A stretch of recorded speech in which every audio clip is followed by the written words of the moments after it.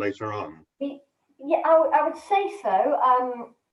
Without sort of giving names away, we did have a young person who came with a baby, and she really wasn't in a great place, and you could just see her flourish as a person throughout the time. She was just in a safe place, and we've kept in touch over the years, and we actually went to her wedding a couple of years ago. And my little boy is now in secondary school. Yeah, he came to us when he was 2 weeks old. Yeah, and all her children are off care orders now. She's doing well. She's in a stable relationship.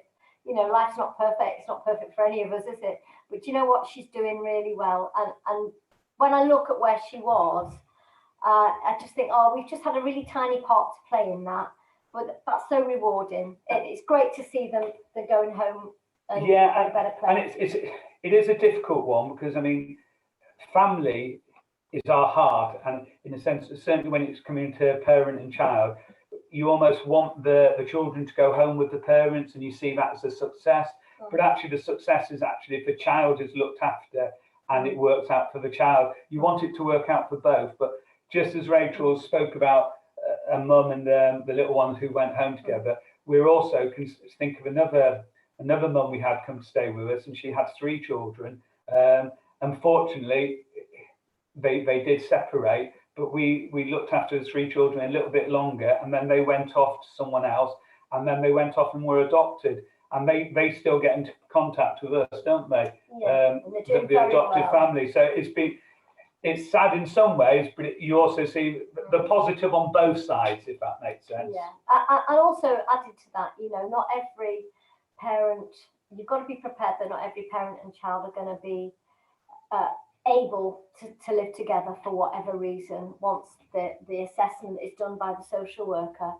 And I think what you've got to do is just to be able to process that for the parent as well. And it can be very sad, but I think you've got to do that and give the parents dignity.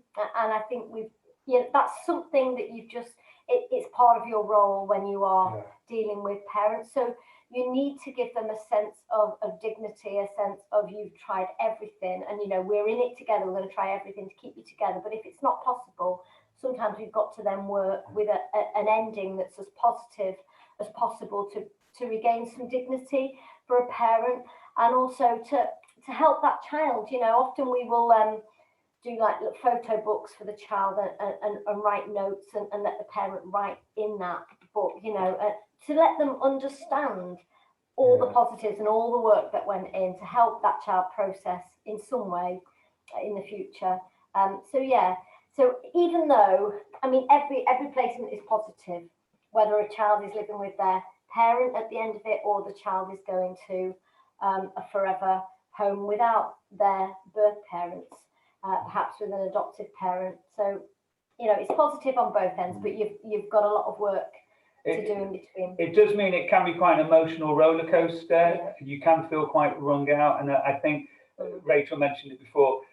You never, a parent and child placement, they talk about 12 weeks, but you don't always know. I mean, we've had one come here and it only lasted 10 days.